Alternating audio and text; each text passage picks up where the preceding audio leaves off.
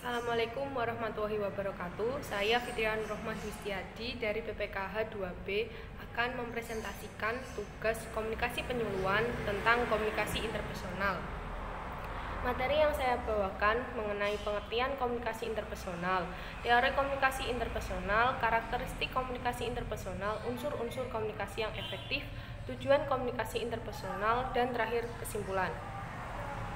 Pengertian komunikasi interpersonal. Komunikasi interpersonal adalah komunikasi yang terjadi antara dua orang atau lebih yang biasanya tidak diatur secara formal. Dalam menggunakan komunikasi interpersonal, setiap partisipan menggunakan semua elemen dari proses komunikasi. Misalnya, masing-masing pihak akan membicarakan latar belakang dan pengalaman masing-masing dalam percakapan tersebut. Apa saja teori komunikasi interpersonal? 1.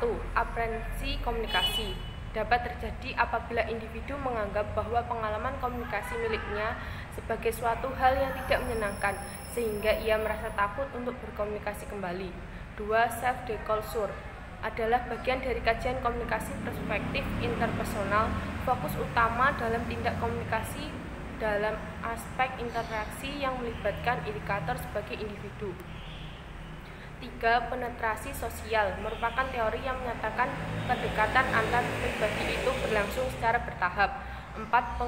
Pengurangan ketidakpastian. Teori ini menjelaskan bagaimana manusia mengetahui tentang lawan bicaranya.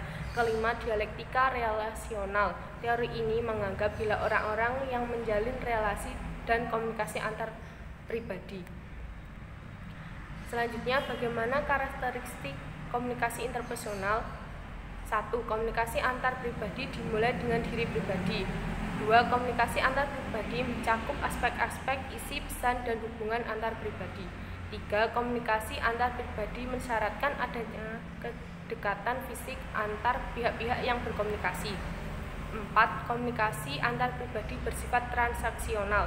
5. Komunikasi antar pribadi melibatkan pihak-pihak yang saling bergantung satu dengan lainnya. 6. Komunikasi antar pribadi tidak dapat diubah maupun diulang.